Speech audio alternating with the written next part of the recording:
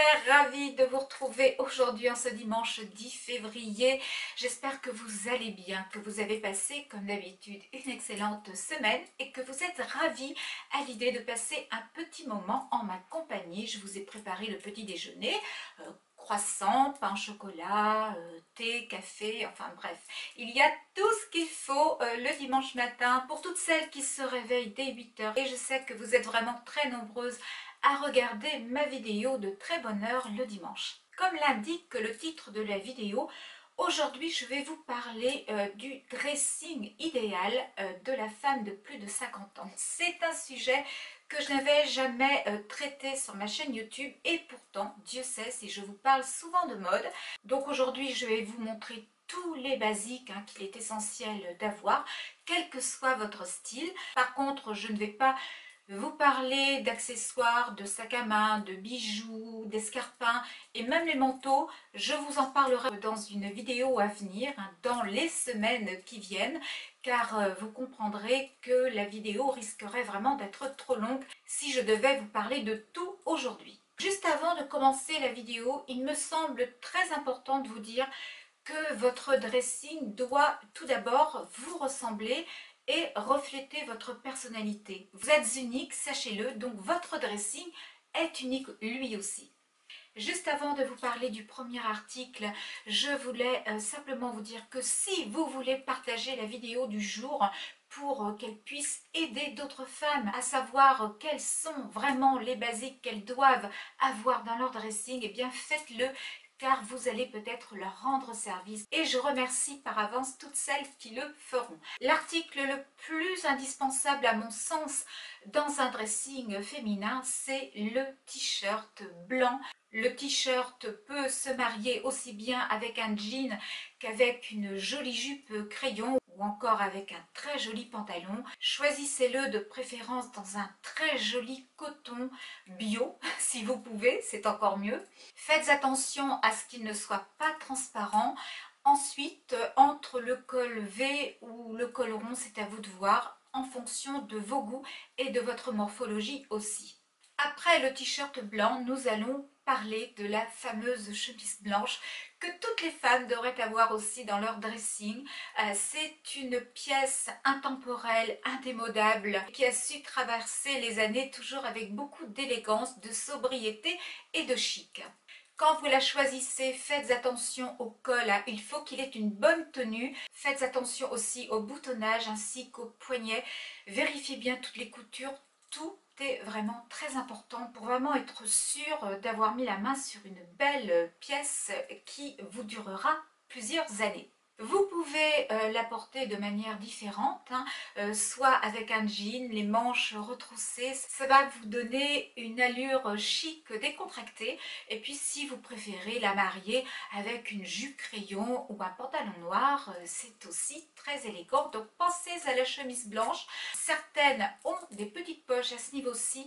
Faites très attention, car si vous avez une poitrine développée, sachez que les poches risquent encore de développer vos volumes. Donc faites attention aux poches, et ce que je vous dis pour la chemise est aussi valable pour tous les articles dont je vais vous parler aujourd'hui. On est parti pour le troisième basique, et là je vais vous faire une photo. Nous allons commencer par la jupe crayon. Cette fameuse jupe crayon qui ne se démode finalement absolument jamais, va venir marquer la taille. Elle va suivre la courbe de vos hanches. C'est une jupe que je trouve à la fois sobre et sexy. Avec la jupe crayon, il faut sortir les talons, surtout si vous êtes petite comme moi. Ne mettez pas une jupe crayon avec des baskets, car cela risquerait de vous tasser. Par contre, si vous êtes grande, effectivement, vous allez pouvoir casser le style de la jupe crayon avec une petite paire de tennis et ce sera juste parfait. Si vous êtes ronde, il faut absolument que vous assumiez vos rondeurs pour porter ce style de jupe, et je dirais qu'il faut surtout avoir des mollets et des chevilles fines pour que la jupe soit à votre avantage. La jupe que vous voyez donc à l'écran est une jupe en cuir, mais j'en ai une autre en stretch qui vient de chez Mage. Et vous avez aussi des jupes crayon que vous pouvez trouver chez Zara à des prix plus que corrects. Donc la jupe crayon, oui, pensez-y, car c'est une pièce très forte de notre garde-robe féminine. On parle maintenant du blazer. Le blazer est une pièce là aussi incontournable.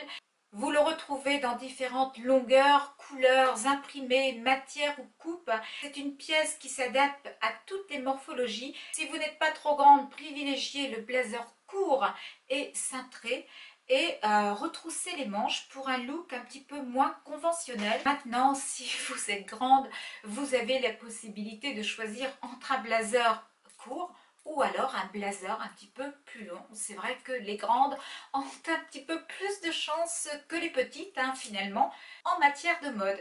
Je pense que vous avez toutes aussi dans votre garde-robe cette fameuse veste en jean qu'il est vraiment indispensable d'avoir pour venir parfois et même très souvent casser vos looks. C'est une pièce de toute façon qui traverse toutes les décennies sans jamais se démoder. Elle est facile à porter, elle se mixe avec toute notre garde-robe pratiquement et même l'été avec une robe bohème, je trouve que c'est juste magnifique. Donc pensez à la veste en jean.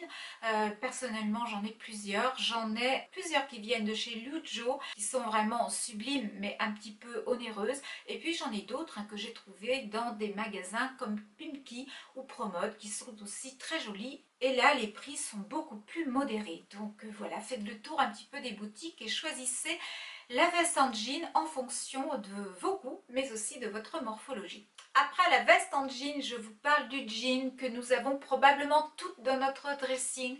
Vous comme moi, on en possède plusieurs. C'est vraiment la pièce à avoir absolument pour rester dans le move et dans la tendance. Je vous ai réalisé déjà il y a plus d'un an une vidéo complète sur le jean, comment choisir les jeans en fonction de votre morphologie.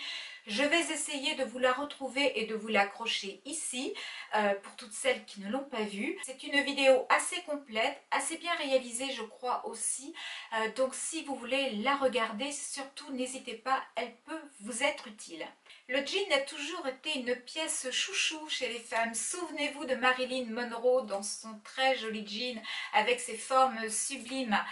C'est vrai qu'elle a fait tourner la tête des hommes, Marilyn Monroe, mais c'est vrai que nous aussi, en portant un jean, nous pouvons faire tourner la tête de nos hommes, de nos époux, de nos conjoints. Donc n'hésitez pas à porter un jean, car bien porté et bien choisi, il va venir souligner les courbes de votre corps à la perfection. Nous allons parler maintenant d'une pièce que personnellement je chéris énormément, puisqu'il s'agit du perfecto qu'il faut aussi absolument avoir dans son dressing pour venir casser certains looks et pour essayer de gagner quelques années en moins. Le vrai perfecto s'accompagnera toujours d'une fermeture à glissière sur toute la longueur de la pièce située sur le devant.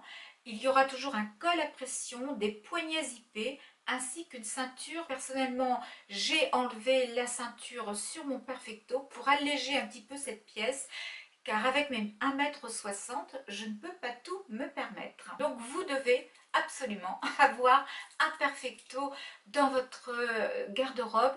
Je sais que le mien vient de chez Mage, je crois vous l'avoir dit à plusieurs reprises. C'est vrai que c'est une pièce que j'ai depuis très longtemps maintenant dans mon dressing, et c'est un perfecto qui vieillit vraiment très bien. Il n'a pas pris une ride, contrairement à moi. Il vieillit vraiment à la perfection.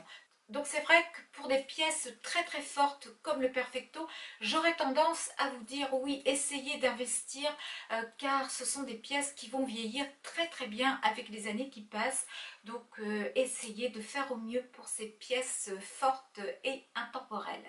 Il est bien évident que je ne pouvais pas vous parler de ces basiques sans vous parler de la petite robe noire, qui est à mon sens la petite robe complètement polyvalente. Sa couleur noire permet en effet de l'associer avec n'importe quelle veste, chaussures et accessoires. Si vous êtes grande, vous pouvez la porter avec des petites chaussures plates ou des ballerines.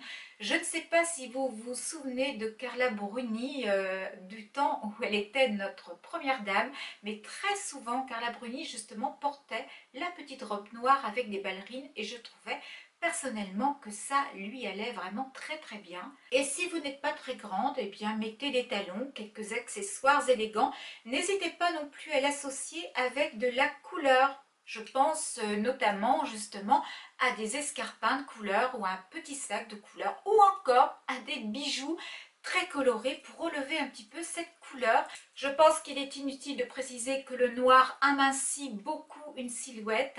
Donc si vous avez des petites rondeurs, voilà, choisissez-vous une très jolie robe noire qui saura vous mettre en valeur. Le pantalon noir fait aussi partie de ces pièces que nous devons absolument avoir dans notre garde-robe.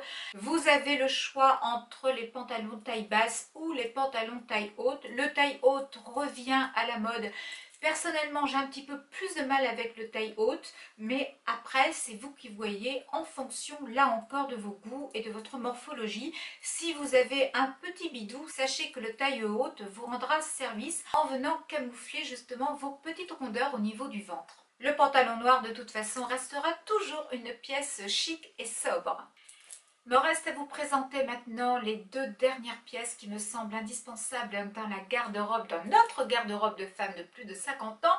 Il s'agit tout d'abord de la chemise en jean. J'en possède plusieurs. Certaines viennent de chez Sud Express, d'autres de chez Pimki, de chez Promode. Et souvenez-vous, l'année dernière, j'avais fait l'acquisition de cette très jolie chemise en jean avec des perles blanches sur le dessus et un petit peu aussi sur le col. C'était la mode des perles blanches l'année dernière. Je la porte encore un petit peu cette année. Et c'est vrai que la chemise en jean va vous donner de l'allure, va vous donner du chic tout en étant décontractée. Donc oui, pensez surtout à la chemise en jean. Que toutes celles qui ont un pull en cachemire dans leur dressing lèvent le doigt. En tous les cas, moi je peux lever le mien car j'en ai plusieurs. Je trouve là encore qu'il s'agit d'une pièce très élégante et intemporelle. C'est la pièce parfaite pour aller travailler et c'est vrai que vous pouvez aussi la mettre en superposition quand il fait froid. Je trouve que la matière est juste parfaite puisqu'elle est soyeuse, elle est légère et résistante aussi. Donc oui, le pull en cachemire doit faire partie vraiment de vos essentiels dans votre dressing. On arrive au dernier indispensable et pour moi, il s'agit du pantalon en cuir que j'ai dans ma garde-robe depuis plus de 20 ans. C'est vraiment la pièce chic, élégante, raffinée, sensuelle. J'adore le pantalon en cuir. En plus, c'est une pièce que vous pouvez mettre en toute saison, que ce soit en été ou en hiver. Il vous suffit de l'accessoiriser de manière différente. Par contre, effectivement, si vous choisissez d'opter pour un simili-cuir, faites attention au simili-cuir. Il faut vraiment qu'il soit de très bonne qualité, car sinon cela peut vite faire cheap, toc, et ce n'est vraiment pas très joli à l'œil. Prenez toujours le temps de la réflexion quand vous achetez quelque chose. Ne vous précipitez pas sur un achat que vous pourriez regretter. Je constate autour de moi que beaucoup de femmes font très souvent des achats que l'on appelle des achats compulsifs et qu'elles regrettent par la suite. Donc c'est pour cela que je vous dis, choisissez bien, prenez le temps de la réflexion et achetez le vêtement en étant sûr que vous allez le porter pendant de nombreuses années. L'essentiel en tous les cas, c'est qu'il ne finisse pas au fond d'un tiroir ou au fond d'un placard, ce serait vraiment dommage. J'en ai terminé avec la vidéo de ces fameux basiques que nous devons tout avoir, passé la cinquantaine, et même avant je dirais, car ce sont des basiques pour moi que devraient avoir toutes les femmes, qu'elles aient 30, 40, 50 ans, 60 ans et même plus.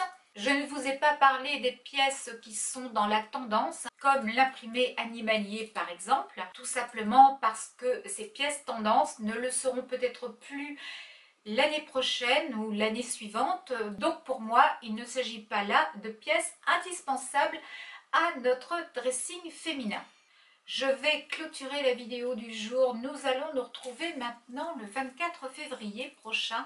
Il n'y aura pas de vidéo la semaine prochaine, tout simplement parce qu'il s'agit de vacances scolaires. Et moi, comme une écolière, eh bien, je me prends aussi 2 petites semaines de vacances pour me reposer, pour me ressourcer et prendre un petit peu de recul aussi par rapport à YouTube et aux réseaux sociaux. Ça fait parfois beaucoup de bien de se retirer un petit peu de tout ça pour revenir en pleine forme et avec de nouvelles idées de vidéos. Surtout, n'hésitez pas à liker la vidéo, n'hésitez pas non plus à vous abonner si ce n'est déjà fait. Je précise que tout abonnement est complètement gratuit. Il vous suffit pour cela de cliquer sur le bouton s'abonner et de cliquer aussi sur la fameuse petite clochette qui vous permettra d'être averti de la mise en ligne de toutes mes vidéos. Je vais vous souhaiter de passer comme d'habitude un excellent dimanche, une très jolie semaine à venir. Si vous partez en vacances de ski, eh bien je vous souhaite de très jolies vacances. Essayez de profiter surtout de vos vacances pour décompresser un maximum. Les vacances, c'est fait pour ça, c'est fait pour se vider la tête et pour ne plus penser à rien. Bref, j'espère vous retrouver en tous les cas le 24 février. D'ici là, prenez soin de vous surtout. Je vous fais plein de gros bisous et je vous dis à très vite. Bye!